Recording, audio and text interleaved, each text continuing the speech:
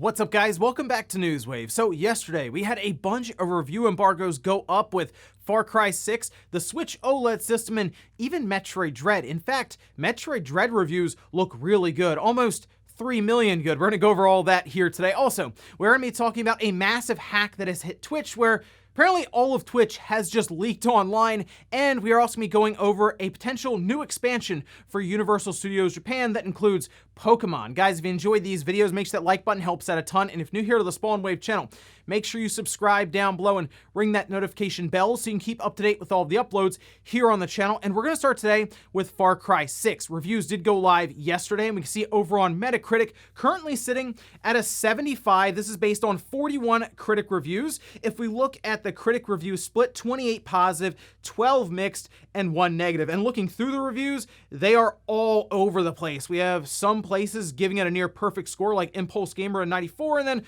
on the complete opposite end of the spectrum, we have VGC giving it a 40. And from what I can tell, it just comes down to what you're expecting Far Cry 6 to be versus previous Far Cry games like Far Cry 5. It appears that Ubisoft played it pretty safe here. They have a formula set up, the Ubisoft formula, as I like to call it, when it comes to some of their open world games. And Far Cry as a series has certainly fallen into that. So it doesn't look like they tried to reinvent the wheel here, but if you enjoyed Far Cry 5, you'll probably like Far Cry 6 as well. I did like Far Cry 5, but even at that point, as I played through it, I got to thinking like, wow, this series has become kind of stale, and it just seems that Far Cry 6 is playing into the same idea with that Ubisoft formula. But I'll be picking up Far Cry 6, checking it out, and I'm sure we'll talk about it at some point on the podcast. Also, we did have Nintendo Switch OLED system reviews go live yesterday, which is pretty funny because I feel like I've seen a ton of info about this device since a lot of people just got the system early.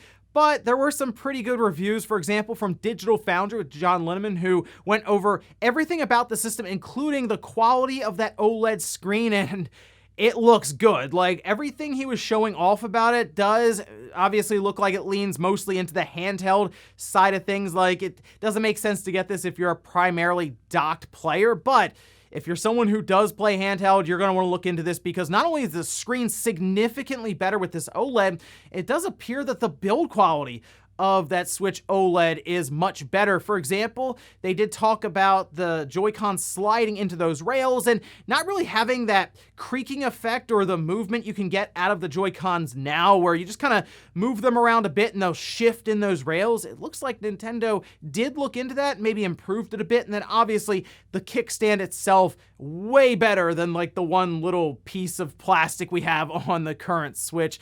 The screen itself was compared to the Vita much better than even the Vita OLED screen. It makes sense. It's been a little while since that Vita 1000 came out, but certainly a system I'll be picking up on Friday. We'll do a full unboxing and tear it down, see what's going on inside of that system, that being on Friday and then over the weekend. Oh, and Super Monkey Ball Banana Mania did come out this week, and it appears that Sega hid a pretty fun Easter egg in the form of, I guess you'd call it a cheat code. It's something we had a long time ago, where we write the cheat codes down in the little manual at the back of it, right? We have these little lines, almost like a little notebook that we'd write them in, and then we'd leave them in the casing just to use later on if we came back to the game. It was a whole thing back in like the mid-2000s. Anyway, this appears to be a code you can enter on the main screen. You can see this over on Nintendo Life along with John Cartwright, who did demonstrate this. What you have to do is hold the left analog stick in an up-left diagonal position, then press L, L, R, L, R, R, and what'll happen is the menu music will change from instrumental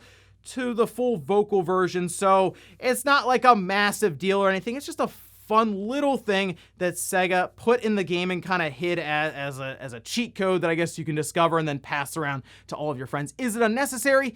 Yes, but these are video games. We pretty much thrive on unnecessary. And guys, with some of the quick news out of the way, let's get into the bigger stuff. Let's start right away with Metroid Dread. So when I made that bet with Sean about this game selling 3 million copies, effectively becoming the best-selling Metroid game in franchise history, I was really hoping that the game was going to be good, at least review well, so I wasn't just trying to get people to buy a bad game. I had a lot of confidence that a 2D Metroid game from Mercury Steam would be good because Samus Returns was a good game. The problem was it was on the 3DS and everyone had moved on from that to the Switch, so they weren't even really paying attention to the system that it launched on. But review scores did go live yesterday, and we might have another wrinkle in the Game of the Year conversation here at the end of 2021, because we can see over on Metacritic currently sitting at an 88. Now, when reviews first started coming in, this was actually at a 90. It just kind of worked its way down to 88, and it's been sitting there for a while. That on 53 critic reviews, so I kind of feel like this is where it's going to be sitting going forward. But on those critic reviews, we can see the split here, 50 positive, 3 mixed, and there were some that gave it like a perfect score.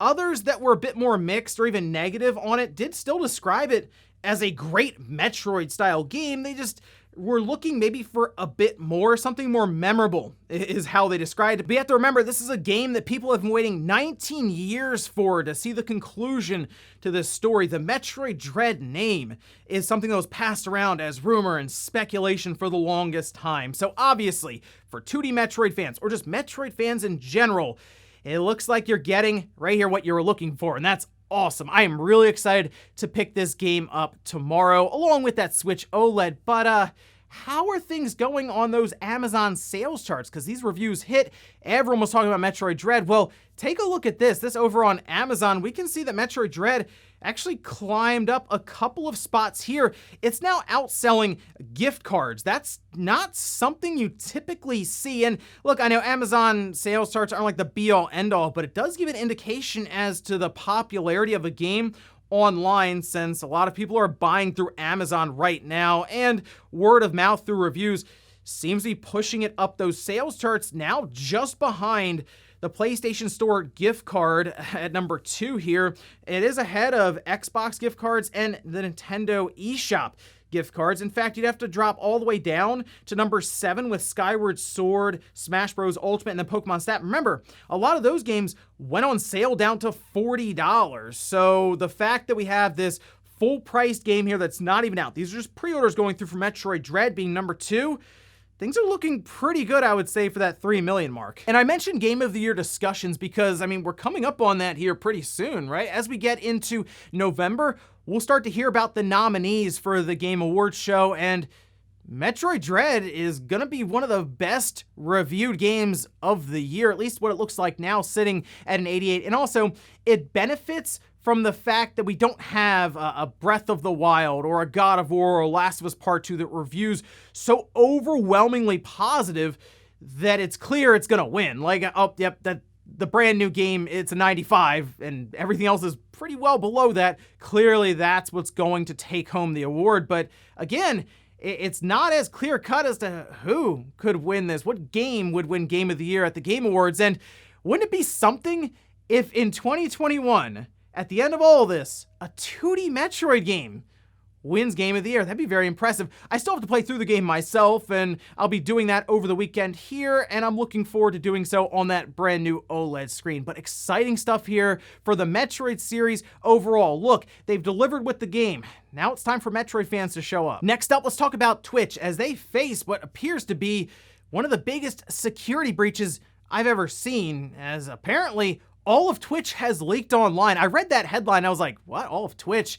Over 120 gigabytes of information from Twitch just found its way online, starting on 4chan and then, of course, circulating from there. We can see this over on VGC, where they say an anonymous hacker claims to have leaked the entirety of Twitch, including its source code and user payout information. They posted a 125 gigabyte torrent link to 4chan on Wednesday, stating that the leak was intended to foster more disruption and competition in the online video streaming space because their community is a disgusting, toxic cesspool. Now, Twitch has confirmed that the leak is authentic, and they probably want to do that because I have a feeling there is some pretty serious information in there when it comes to their users. They say, we can confirm a breach has taken place. Our teams are working with urgency to understand the extent of this. We will update the community as soon as additional information is available. Thank you for bearing with us. Now, looking at what was in this leak, we can see here, as outlined by VGC, the entirety of Twitch's source code with commit history going back to its early beginnings. Creator payouts reports from 2019. That seems to be the most popular thing about this is, I guess, how much creators are being paid. I guess because some of the amounts are fairly large. And mobile, desktop, and console Twitch clients, proprietary SDKs, and internal AWS services used by Twitch, every other property that Twitch owns, including IGDB and CurseForge, an unreleased Steam competitor, codenamed Vapor from Amazon Game Studios, and Twitch internal red teaming tools designed to improve security by having staff pretend to be hackers. Now, the extent of this leak is astounding. Like, it's incredible that this much information was able to just find its way out, just dumped right onto 4chan. It makes me wonder how this exactly happened. Seems like it would be an inside job because of just how much is included here, but could have also, I guess, been a team of hackers that figured it out how to get into Twitch and apparently just leak all of Twitch. Now, I know a lot of people were curious about payout amounts and all of that, but my real concern would be if you're a user on Twitch, if there was any like very sensitive information. Payout stuff is one thing for like, oh, here's how much money Twitch has been kind of divvying out to creators. Actual creators' information is a whole other thing. So it does appear that it's being recommended that you go in and you change your password, activate two-factor authentication, as apparently passwords may have been breached, and anytime you hear may have been, you might want to go ahead and just take care of that. Either way, even if they weren't, it's better to be safe than sorry. Now, outside of the information around some of the creators on Twitch, I am curious what the rest of this leak will hold as people are still going through it. Remember, it's over 125 gigabytes of information, so there is a lot in there to kind of sift through, and if there will be any real issues with Twitch now that apparently it's completely leaked out there with its SDK and all this, specifically when it comes to security issues there. So I guess we'll see how this continues to develop as Twitch continues to look into it along with Amazon. Next up, let's talk about a big sale that is currently going on called the Hidden Gem Sale on the PlayStation Network. This sale will be running until October 20th, and there's actually some pretty good stuff on there, up to 70% off, and I picked out a few games, as I usually do. We'll go over here, starting with Judgment at $24, Castlevania Requiem, that is Symphony of the Night and Rondo of Blood at $9, Sakuna of Rice and Ruin at $28, we have the original Bayonetta at $10, that's a pretty good pickup there, Celeste, phenomenal pickup. That was a part of the Game of the Year conversation when it came out as an indie title. That's $5. Contra Anniversary Collection has a ton of Contra games from the old platforms just kind of thrown into one bundle at $5. Vanquish, certainly a hidden gem at $10. That's one I would check out immediately. Ni no Kuni, good RPG at $10. Nex Machina, if you liked Returnal from Housemarque, certainly check out Nex Machina there. And then SteamWorld Dig 2 at $7. Out of these, though, I would highly recommend Castlevania Requiem, but to be honest, that might be because I'm in a bit of a Metroidvania mood right now, and that has Symphony of the Night in its bundle. And then Vanquish. Vanquish is certainly one that fits in for hidden gems. It still holds up very well now, and a lot of the features and improvements that they had there graphically with the new version of Vanquish on the PlayStation 4, now on the PS5 through backwards compatibility. But there are a lot of games to go through, so as usual, leave your own recommendations down in the comments. And in our last bit of news, let's talk about Universal Studios Japan and a new partnership with the Pokemon Company. Now, Nintendo is part of the Pokemon Company. They have part ownership there, and we know that Nintendo has created Super Nintendo World, and they're looking to have an expansion based around Donkey Kong in the coming years, but it also appears we could see a Pokemon expansion. We can head over here. This posted up by Theme Park Insider with a press release that was put out from Universal Studios Japan saying Universal Studios Japan and the Pokemon Company will enter a long-term partnership to jointly explore groundbreaking entertainment that will immerse guests into the world of Pokemon with innovative technology and creativity beginning in 2022. The real and virtual worlds will come together, creating a revolutionary new theme park experience. And thinking about it, we had mentioned before, okay, what would we like to see added next to Super Nintendo World after Donkey Kong? I mean, Pokemon makes a ton of sense. It's not Nintendo's property completely, but having the Pokemon Company partner with Universal Studios Japan themselves appears to have them set up to open, I guess, their own attraction, or at least start building onto it in 2022.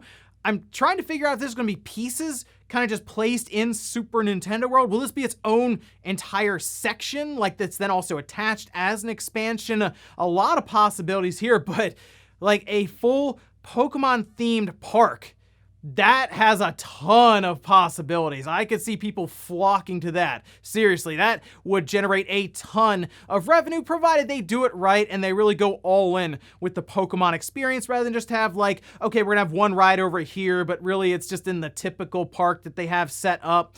I like the idea of them building an entire Pokemon world for a theme park. So we'll see if they kind of go the same route we have with Super Nintendo World, or if there's just a smaller section that they then continue to build on over the coming years. The fact that they mentioned 2022 does lead me to believe that it's not going to start out as some massive park, just something they'll continue to build on as they go along. And before we go to the comment of the day, we're taking a look at the poll that I posted up yesterday, where I asked, Metroid Dread reviews landed today. Are you picking it up this weekend?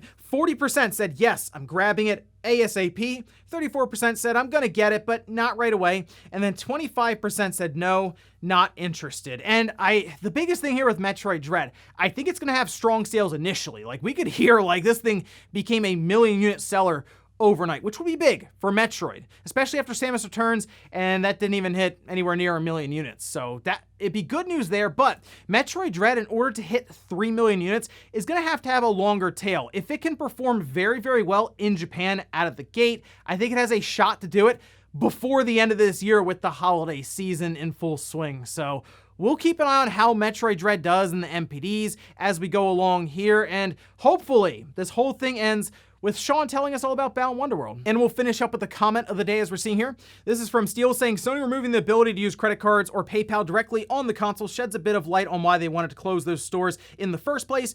Interaction with payment processors and the associated costs to keep it compliant and secure might have been one of the major reasons why they wanted to get rid of those stores. If anything, this change is what is buying us more time. I can understand that. That's a very positive outlook on what Sony's doing here. So I guess they're just going to bring back the PSP store then, right? Like, because they got rid of the payment options, so they might as well. No, the biggest thing here is I think they showed their hand. Like, there's a cost in keeping these servers up and providing the ability to buy these games in any way, and then also, of course, like, download them, all of these things, and just hold up those storefronts. I just feel like there's not enough people in Sony's mind using the PlayStation 3 or the Vita for them to want to keep these up. They kind of feel like they have to now because of the backlash, but I mean, make no mistake, they wanted to shut these stores down. I think this is, yes, them kind of working to cut costs in order to keep them up, but I also feel like they're going to wean people off of these stores by making it a little harder for you to buy stuff on there, and then eventually they just shut them down when no one's looking. And ladies and gentlemen, that's gonna do it here for Newswave. If you enjoyed this video, guys, hit that like button, really helps out. If not, hit the dislike. Leave comments down below about everything we talked about here. Today was Metroid Dread, all the review scores that were going live. They're sitting at an 88. What do you think about the idea of Metroid, a 2D Metroid game, being in the Game of the Year conversation in 2021? Also, what about this massive hack that's hit Twitch where the entire platform apparently has just leaked online, and then the whole thing around Pokemon and Universal Studios Japan? Would you be excited about a brand new Pokemon theme park getting announced? Thanks guys for watching, and I'll see you next time.